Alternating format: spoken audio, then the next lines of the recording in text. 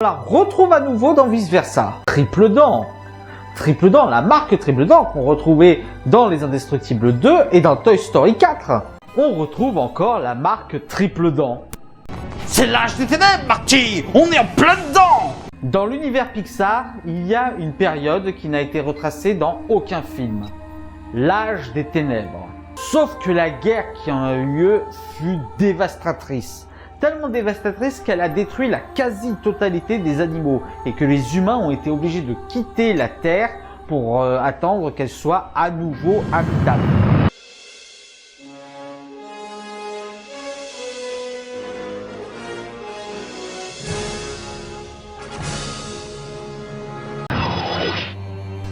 On y est, Marty! Je vais essayer de voir si je peux trouver de l'essence pour la fin de notre voyage. On n'est jamais assez prudent. Très bien, ça va me donner l'occasion de parler de la saga Cars. La saga Cars est une saga qui est clairement la plus faible des sagas Pixar.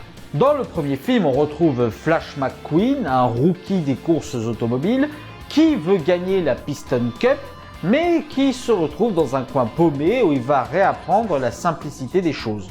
Dans le deuxième film, c'est Martin, un personnage du premier film, qui devient central et qui est mêlé à une affaire d'espionnage. Et enfin, dans le troisième film, Flash McQueen doit concourir contre un nouveau venu nommé Jackson Storm. En soi, il y avait un potentiel dans cette saga pour que ce soit des bons films. Le premier a une histoire tout à fait sympathique, bien que assez cliché, mais avec quand même 2-3 personnages attachants.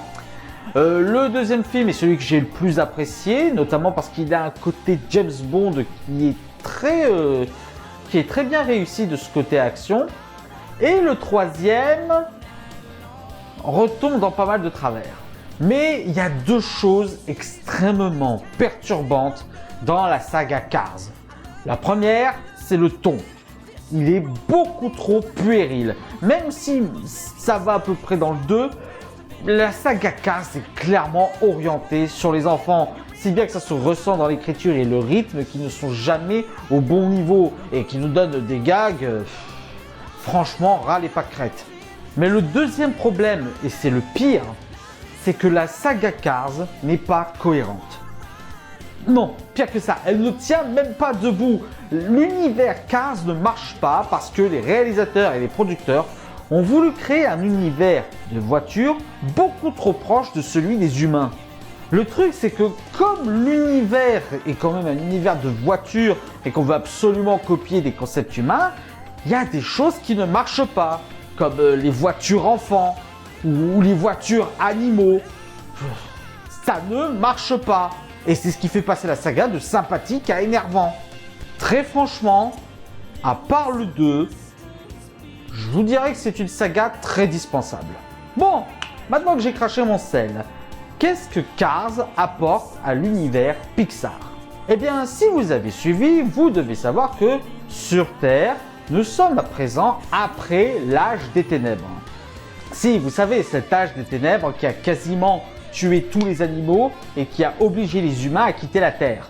Et si vous avez suivi, vous aurez compris qu'il ne reste plus que les machines, l'intelligence artificielle, et qu'on a vu avec Toy Story 3 avec Lotso ou Toy Story 4 plus généralement, que les machines cherchaient à être de plus en plus indépendantes des sentiments humains. Et bien Cars nous plonge dans cette période où les machines ont cherché à créer une société sans les humains, où ils ont tenté de faire leur propre sauce sans les sentiments humains et en s'axant autour des courses automobiles. Au niveau des clins d'œil, il y en a un qui est assez intéressant qui s'appelle Lightyear, ou l'éclair en anglais, comme Buzz l'éclair. En version originale, c'est Buzz Lightyear. Du coup, c'est pour ça qu'il est intéressant. Enfin voilà. D'ailleurs, il y a une autre référence à Buzz l'éclair avec le Sector 4 Kamagadant. Et évidemment, en ce qui concerne le premier Cars, je ne peux pas ne pas parler du générique où on retrouve des versions voitures de Toy Story, de Mille et une pattes ou de Monstres et compagnie. Et il y a un très gros clin d'œil très important, mais je le citerai à la fin. Parlons d'abord de Cars 2. D'abord, il y a une version voiture des Indestructibles. Et la jungle que traverse Axelrod est la même jungle que celle du film Là-haut. L'un des plus intéressants est la présence de Lotso, ou plutôt de sa marque, au Japon. Et il y a également une esthétique reprise de Monstres et compagnie. Et on ne peut pas louper la version voiturisée de Auguste Gusto, à Paris, qui est une référence à Ratatouille. Mais en plus des représentations voiturisées de Mille et une pattes ou des Indestructibles, on retrouve un portrait de la famille royale de Mérida. Et oui, je sais que vous voulez que je parle d'un autre clin d'œil, mais soyez patient. Dans Cars 3, on retrouve une image de village qui se trouve être le village de Coco. Et on retrouve également une représentation de la guitare. Mais, et c'est là où on attaque les clins d'œil intéressants, nous retrouvons également une certaine Mac que l'on a retrouvée dans d'autres films. Biennale de Toy Story et de là-haut. Mais la plus intéressante et la plus explicitement évoquée, c'est l'entreprise Dinoco. Dinoco qui est présentée comme étant l'entreprise dominante dans les marques de voitures. Est-ce que Dinoco, ça vous dit pas quelque chose? Et si ça ne vous dit rien, Toy Story, Dinoco. Et c'est bien la même marque, hein, le brachiosaure iconique est le même.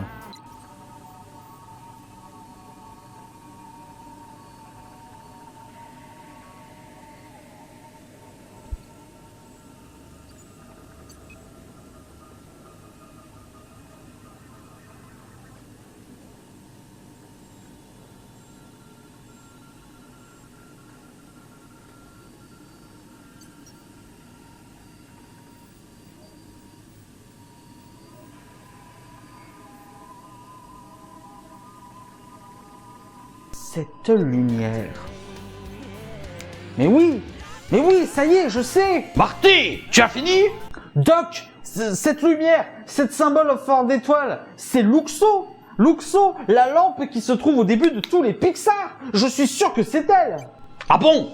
Et tu sais pourquoi elle est là, Marty? Ah non. Mais je suis certain que c'est lui, que c'est bien Luxo. Je pense que si je déchiffre le troisième symbole, ça pourra peut-être nous être utile. Et sinon, l'essence? Il n'y en a pas, Marty. On m'a conseillé d'aller chercher ailleurs. Ah bon? Où ça? Dans les étoiles, Marty. Allons-y.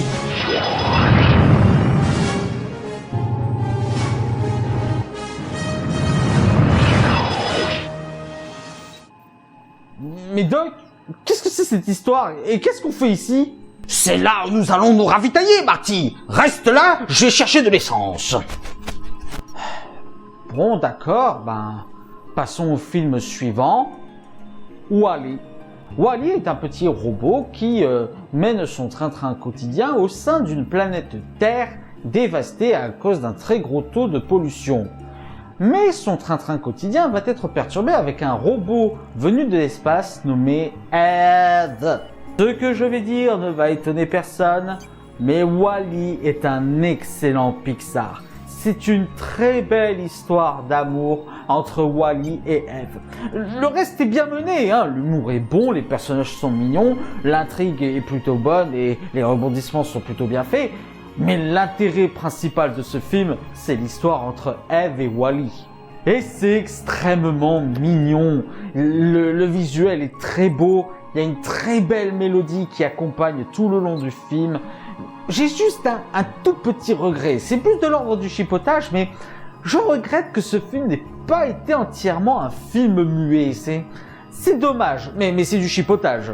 Disons que le reste n'est pas mauvais, le reste est très bien, mais le truc principal, c'est la romance entre Eve et Wall-E. Un Pixar que je vous recommande chaudement si vous ne l'avez pas vu. Je le classe dans mon top 3 avec Toy Story 3 et vice versa. Ceci étant dit, qu'est-ce que Wall-E nous apprend de l'univers Pixar? Eh bien, comme nous pouvons le voir, la tentative des machines de vivre sans les hommes sur Terre a totalement échoué, donnant une Terre vachement polluée, ce qui fait que, quasiment tout a disparu, sauf les insectes.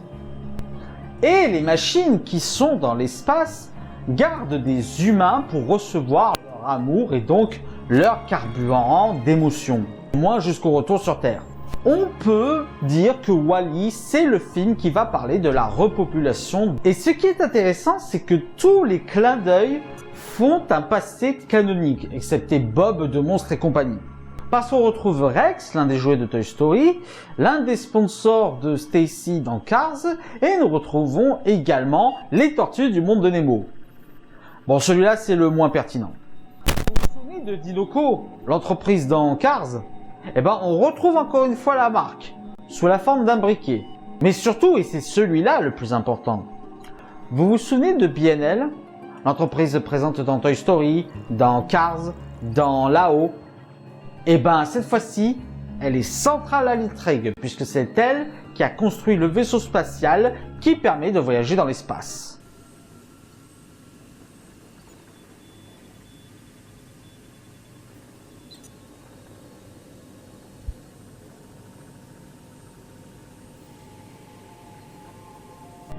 Ok. Alors, le troisième, ça a un rapport avec une planète. Marty! Ah, Doc, vous avez refait le plein? Affirmatif! Nous allons pouvoir continuer notre voyage! Ok. En fait, c'est dingue, mais depuis le début, vous faites tout et moi je fais rien. Y a pas quelque chose que je peux faire? Il ne vaudrait mieux pas, Marty! Cette machine doit être manipulée avec précaution! Ça va, ça a pas l'air compliqué non plus. Tiens, et si j'appuie sur ce bouton, ça fait quoi?